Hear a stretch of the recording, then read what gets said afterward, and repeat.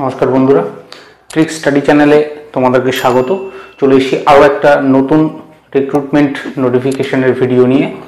তো আজকে যে রিক্রুটমেন্টের কথা বলবো, তোমরা যারা ডিফেন্স লাইনে যাওয়ার জন্য চিন্তাভাবনা করছো, যারা সিআইএসএফ, বিএসএফ, পাট বাহিনী এই সমস্তর জন্য চিন্তাভাবনা করছো, জাস্ট মাধ্যমিক পাস যোগ্যতার একটা চাকরি, সিআইএসএফ এর কনস্টেবল। এটা মাধ্যমিক পাস যোগ্যতা হলেই চলবে। প্রায় বেশ কিছু পোস্ট রয়েছে, 1000-এর বেশ কিছু পোস্ট রয়েছে। আর তোমাদের যাদের বয়স একদমই কম, 18 থেকে 23 বছরের মধ্যে, তারা এই চাকরির জন্য অ্যাপ্লাই করতে পারো। কিভাবে অ্যাপ্লাই করবে, কতগুলো পোস্ট রয়েছে, যে জিনিসগুলো তোমাদেরকে জানতেই হবে অ্যাপ্লাই করবার আগে, সেই সংক্রান্ত সমস্ত ডিটেল আমি এই ভিডিওতে দেবো। তো এই ভিডিওটা স্কিপ না করে সম্পূর্ণটা দেখবে। আর যদি চ্যানেলে নতুন হয়ে থাকো তাহলে সাবস্ক্রাইব করে বেল বাটনটা প্রেস করে দেবে, যাতে এই জাতীয় ভিডিও নতুন যখন আমি আপলোড করি সঙ্গে সঙ্গে তোমরা সেই ভিডিওটা দেখতে পেয়ে যাও। তো দেরি না করে আজকের ভিডিও শুরু করব। ফার্স্ট যে ভিডিওটার কথা বলবো, যে রিক্রুটমেন্টের কথা বলবো, সেটা সিআইএসএফ বা সেন্ট্রাল ইন্ডাস্ট্রিয়াল সিকিউরিটি ফোর্স। এটাই রিক্রুটমেন্ট হবে। পোস্ট, টোটাল পোস্টের কথা যদি বলি, টোটাল পোস্ট রয়েছে 1161 খানা। 1161 খানা টোটাল পোস্ট রয়েছে। আর পোস্টগুলো সবকটাই কিন্তু কনস্টেবল। এবার সিআইএসএফ বা মিলিটারি লাইনে যারা কনস্টেবল হও, তাদের কিন্তু শুধুমাত্র কনস্টেবলটাই শুধু কাজ নয়, কনস্টেবলের সাথে সাথে কিন্তু তোমাদের ডিফারেন্ট জব অ্যালোকেট করা হয়। মানে কনস্টেবল প্লাস তুমি কনস্টেবল হিসাবে সেই পদে কাজ করছো। তো কি কি পোস্ট রয়েছে, পোস্টগুলোর নাম আমি ভ্যাকান্সি ওয়াইজ বলছি, মানে ভ্যাকান্সি ডিক্রিজিং অর্ডারে বলবো, মানে সব থেকে বেশি ভ্যাকান্সি থেকে সব থেকে কম ভ্যাকান্সির দিকে আমি বলতে বলতে যাবো। ফার্স্ট যেটা রয়েছে সেটা হচ্ছে কুকের ভ্যাকান্সি রয়েছে 493টা।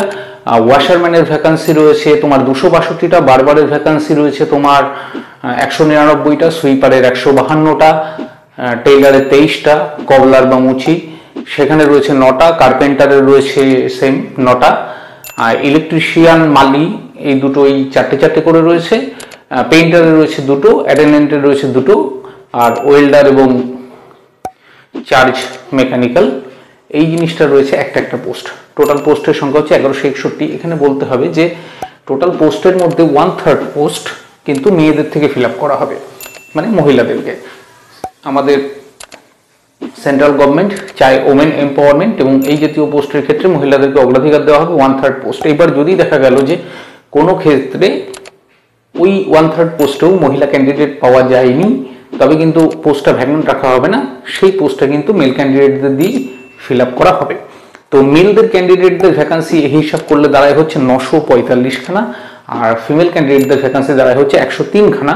এই দুটো যোগ করলে 1161 পাবে না, কারণ এর মধ্যে এক্স সার্ভিসমেন্ট কোটা রয়েছে। এক্স সার্ভিসমেন্ট কোটার ক্ষেত্রে সেটা রয়েছে তোমার 113 খানা। এইবার যে জিনিসটা তোমাদের বলবো, তোমাদেরকে ফার্স্ট যেটা মাথায় রাখতে হবে যে অ্যাপ্লিকেশন কিন্তু একটাই করবে। মাল্টিপল অ্যাপ্লিকেশন যদি করো, তারা ফার্স্ট টাইম একটা অ্যাপ্লিকেশন করেছো, ভুল হয়ে গেছে, ভুল হয়ে যাওয়ার পর তুমি ভাবলে যে আমারটা আগে ভুল হয়ে গেছে, আমি কারেকশন কি করব না করব, আমি আরেকটা অ্যাপ্লিকেশন করে দিই, তাহলেও ক্ষেত্রে কিন্তু তুমি অ্যাপ্লিকেশন রিজেক্ট হওয়ার কোনো ভয় নেই, অ্যাপ্লিকেশন রিজেক্ট হবে না। কিন্তু তোমার ফার্স্ট যে অ্যাপ্লিকেশনটা তুমি করেছিলে সেই অ্যাপ্লিকেশনটাই গ্রান্ট করা হবে, অর্থাৎ সেই ভুলটাই কিন্তু ফাইনালি সাবমিট হবে, সেকেন্ডটা কিন্তু সাবমিট হবে না। এবার যেটা বলবো যে তোমাদের কোয়ালিফিকেশন কি প্রয়োজন আছে। কোয়ালিফিকেশন মাধ্যমিক পাস হলেই হবে। এবং এখানে দুটো টাইপের পোস্টের কথা বলা হয়েছে, যে এক, যেগুলিতে তোমাদের ট্রেড সার্টিফিকেটের প্রয়োজন হতে পারে, মানে অগ্রাধিকার দেওয়া হবে যারা আইটিআই করেছো, ধরো ইলেকট্রিশিয়ান, পেইন্টার, কবলার, টেইলরিং এই সমস্ত জিনিসগুলোতে তোমরা অনেকে আইটিআই পাস করে থাকতে পারো।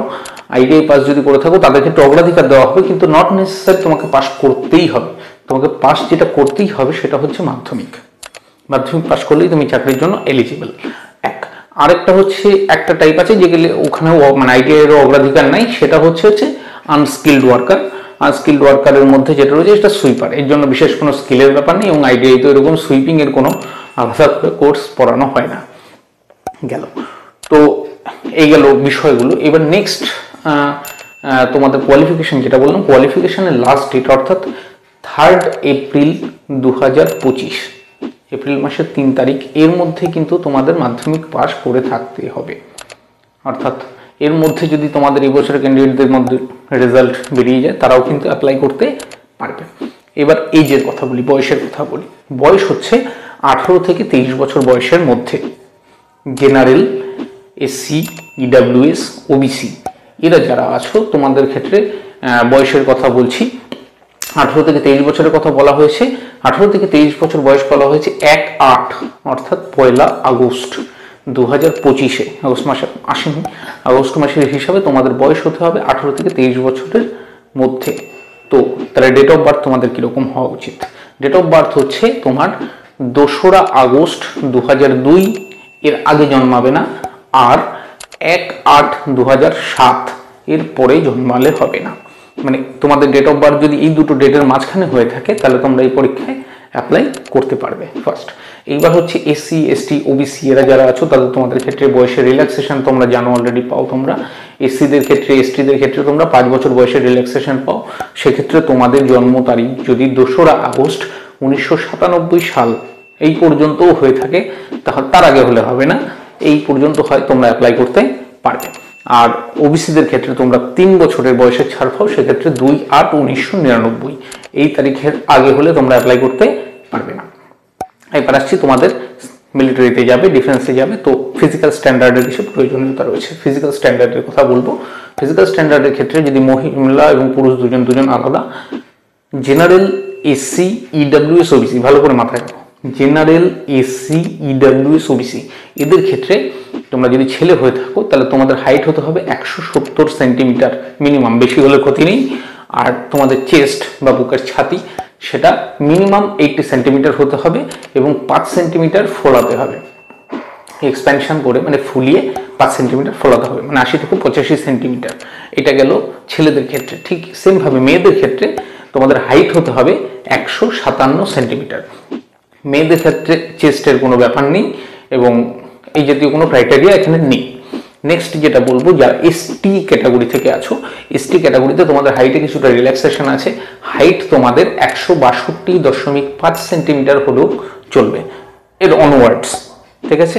আর চেস্ট তোমাদের ক্ষেত্রে এখানেও ছাড় আছে, সেখানেও 76 থেকে 81 সেন্টিমিটার, ওই একই সিস্টেম, মানে 76 সেমি মিনিমাম 5 সেন্টিমিটার তুমি এক্সপ্যান্ড করতে পারছো।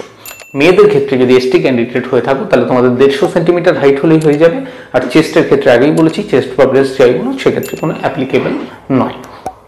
এবার আসি মেডিকেল স্ট্যান্ডার্ডের ক্ষেত্রে। মেডিকেল স্ট্যান্ডার্ড নক নি বলে একটা ওয়ার্ড হয়।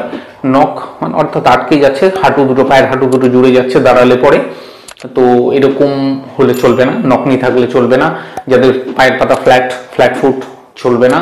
আর ভ্যারিকোজ ভেইন অথবা মানে যেটা বলা হয় যে ওই পায়ের উপর দিয়ে, হাতের উপর দিয়ে বিভিন্ন জায়গায় শিরা টিরা ফুলে পাকিয়ে গেছে, এই জাতীয় কোনো ডিজিজ, টান পড়ে, এই জাতীয় কোনো ডিজিজ থাকলে কিন্তু তোমাদের চলবে না।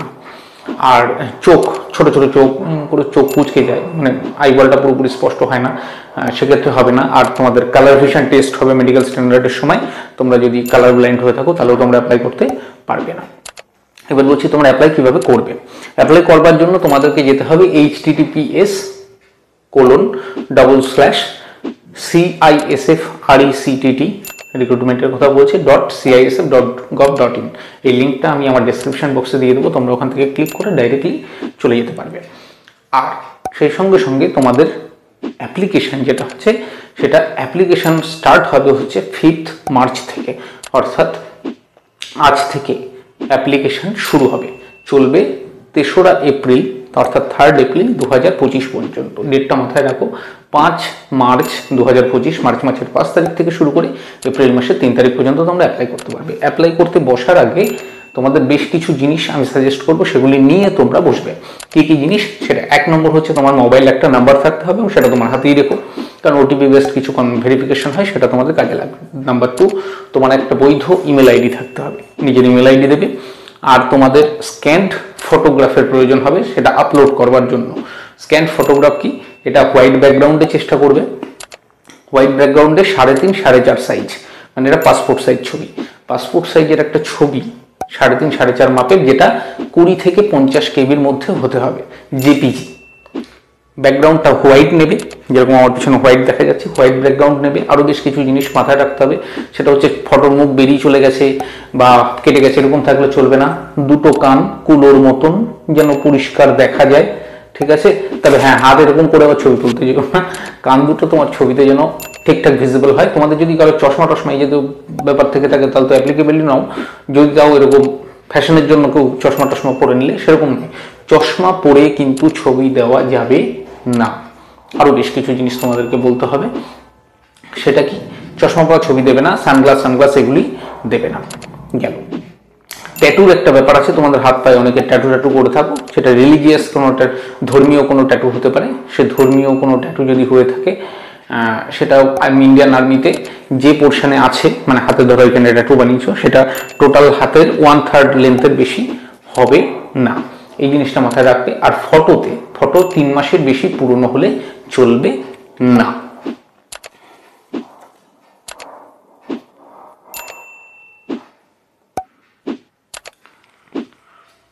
ফটো তোমাদের 3 মাসের বেশি পুরনো হলে চলবে না।